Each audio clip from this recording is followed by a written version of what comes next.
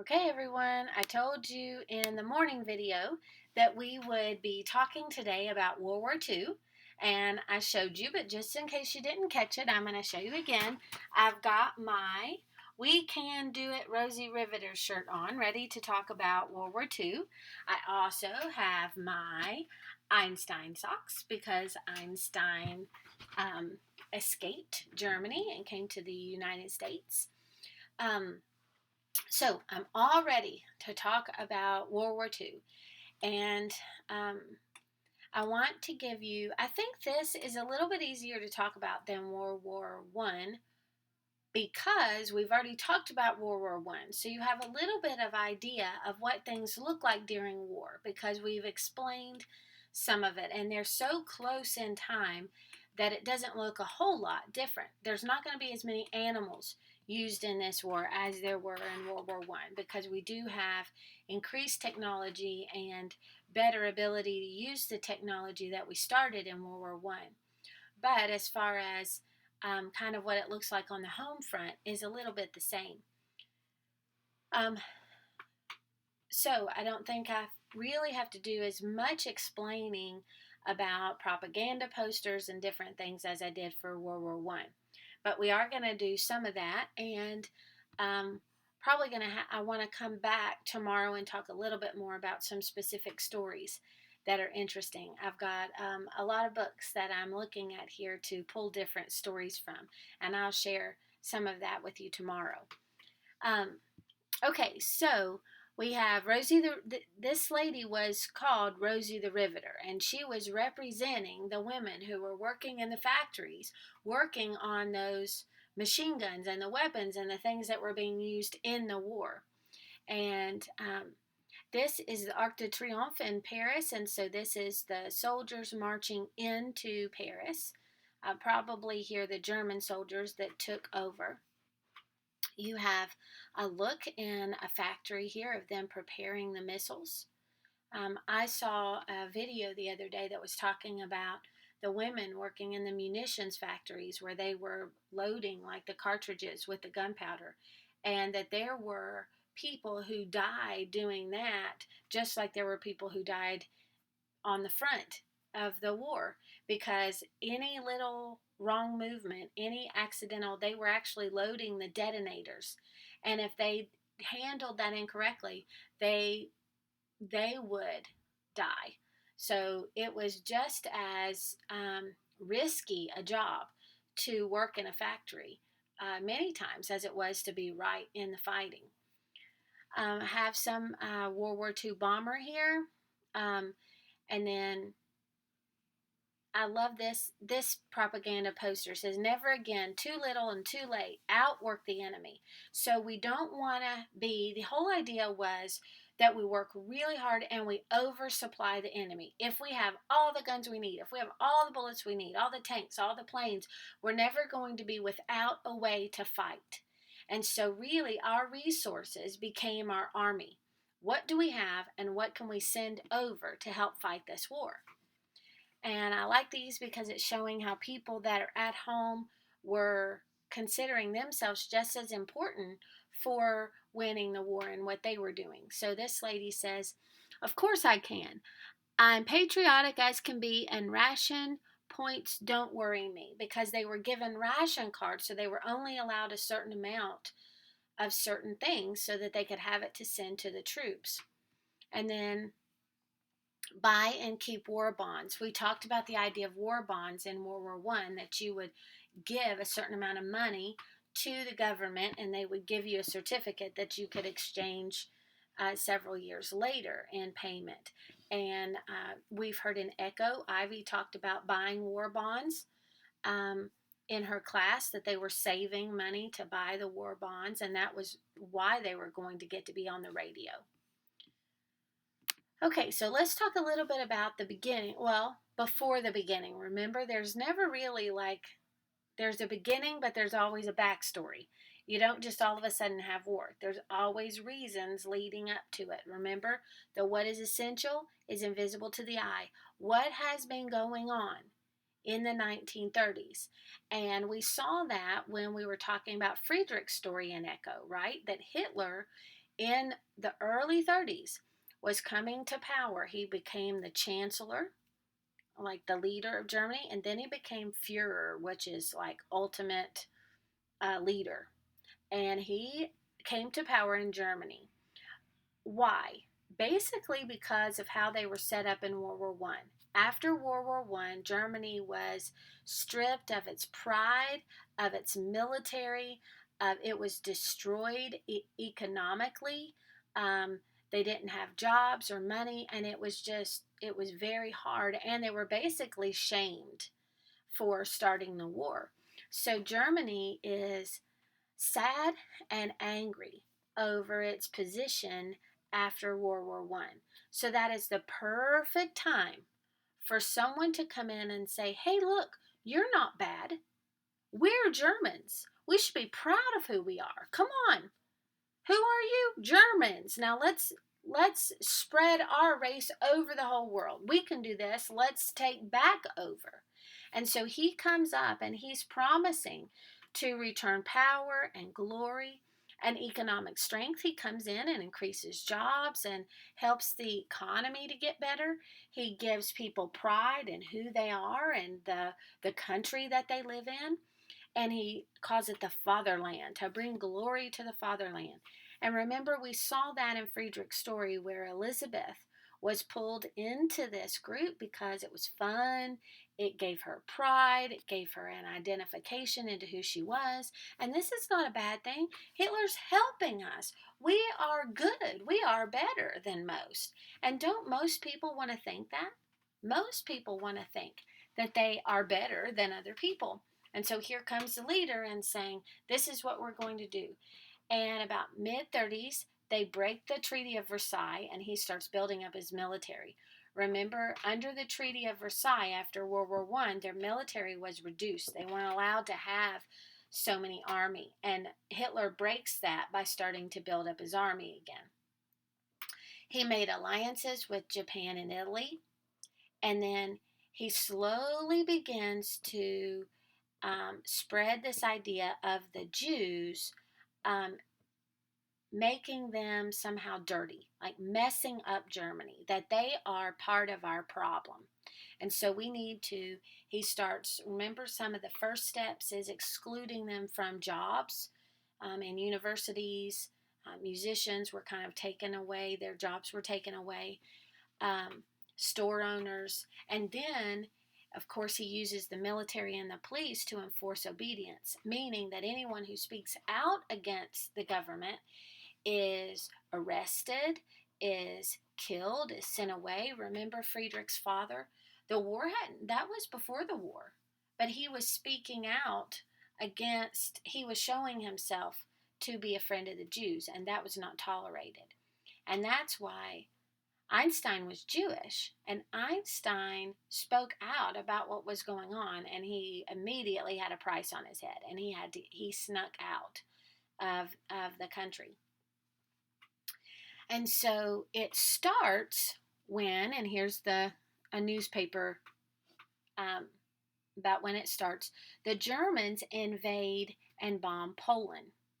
And then Britain immediately, because they are going to stick up for Poland, they immediately start getting ready. And I have this on the next screen, but I want to keep the map up for a minute.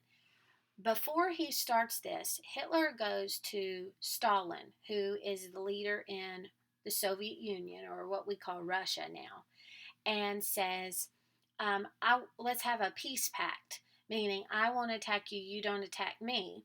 And so that he could move this way. So I want you to look at the map for a minute. Okay, so let's find Germany. Here's Germany, right here. Here's the capital, which is Berlin. So the first thing they do is they move this way. And they're moving this way to invade Poland. Now, do you see how that would scare Russia over here in the green? So that's why it was important that Germany makes this pact with Stalin and says, look, I'm not trying to take over you. I want to just go this way a little bit, so don't attack me. So Russia does nothing. And so Germany moves into Poland here and attacks and takes over. Now, do you see all these green slashes? According to our map here, that is called Germany and Italy and Japan are called the Axis powers during the war.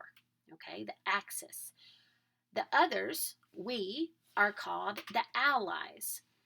This green slashy part are Axis controlled places, meaning that the Axis army came in and took over.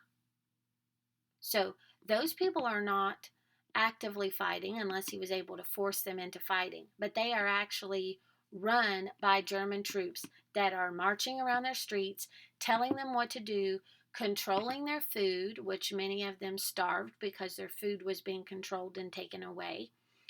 And look at how much he's able to get. Germany's in the middle here. Italy's in the middle. He's able to get all of this over here and all this. Great Britain stays allied. Okay? Now, you might be saying, "No, wait a minute. Russia over here is green now." Well, we're going to get to that in a second. Hitler turns on him and invades anyway and breaks his pact. And so Stalin says, "Wait a minute. We're with the Allies," because now he has to defend himself. All of the purple ones are neutral. They are ones that are able to claim neutrality and stay out of it. Okay? Turkey, Spain, Portugal, Ireland, Sweden, and right in the middle, is that Switzerland? Switzerland, right here. So Sweden, Austria is taken over early by Germany. Okay, Czechoslovakia is. So all of this is Axis run. Sweden was important because it's right across from Denmark, and a lot of the people in Denmark, a lot of the Jews were able to escape to Sweden across the water because it was free, and if they could get there, it was neutral. If they could get there, they could be safe from the Jews being taken into the concentration camps and all of that. Spain was another safe place. I read a story today that was talking about someone who was working underground to try to get people eventually to Spain and then over to Great Britain to fight against the Axis. So what happens next? So all that's building. Like I said before, Hitler makes a peace pact with Stalin. He invades Poland in 1939, and that's what starts the war.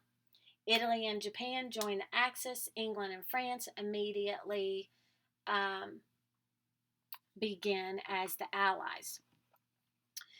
Then, in June of 1940, the Nazi army invades France. Now, I'm going to be using some terms interchangeably.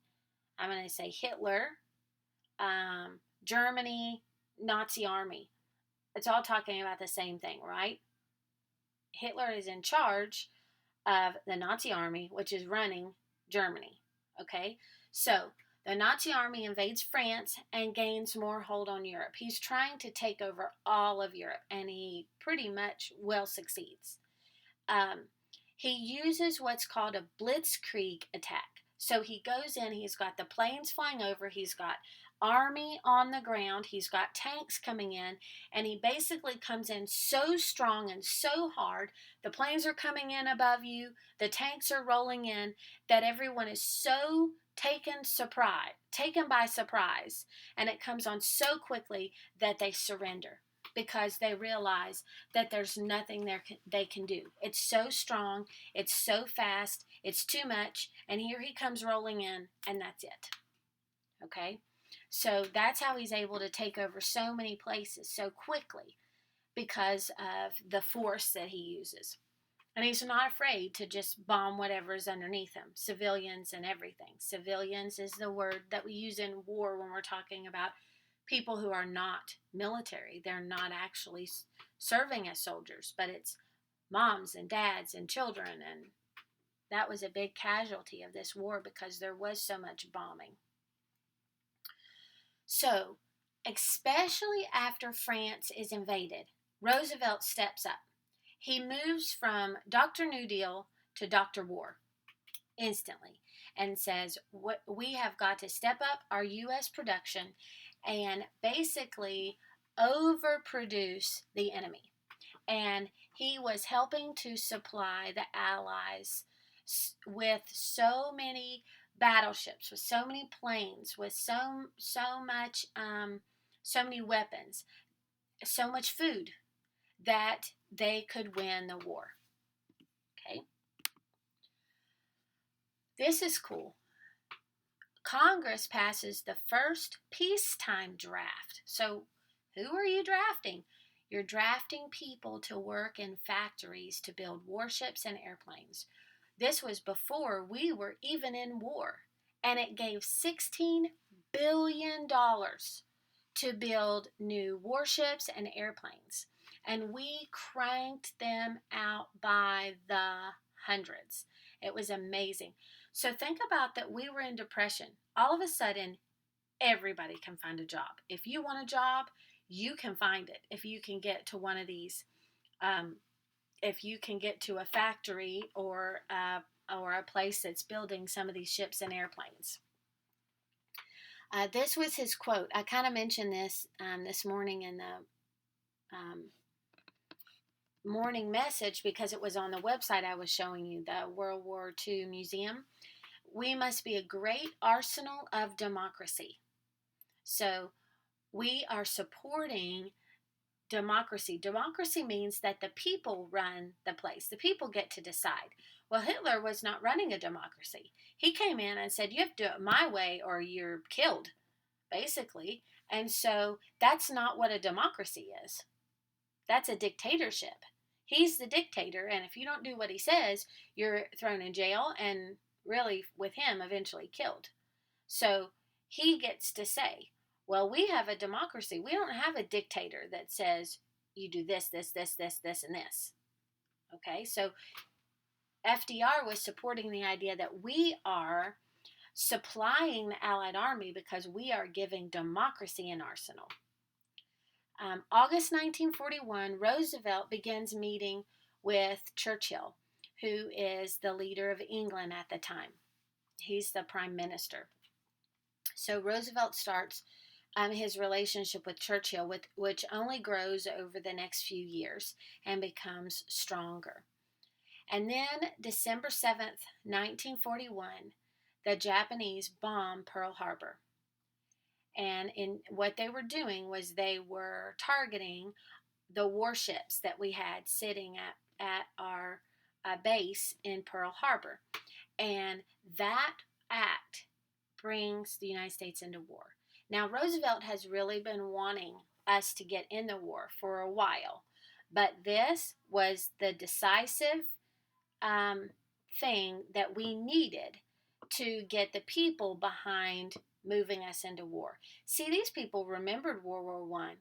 They didn't want to go into another world war.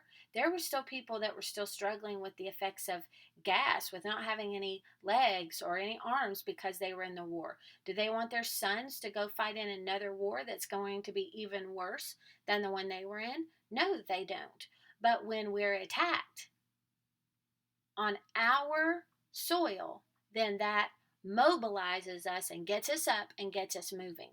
And in Roosevelt's speech about this event and asking Congress to approve us to move to war, he calls this a day that shall live in infamy. Infamy means history, something that we're never going to forget.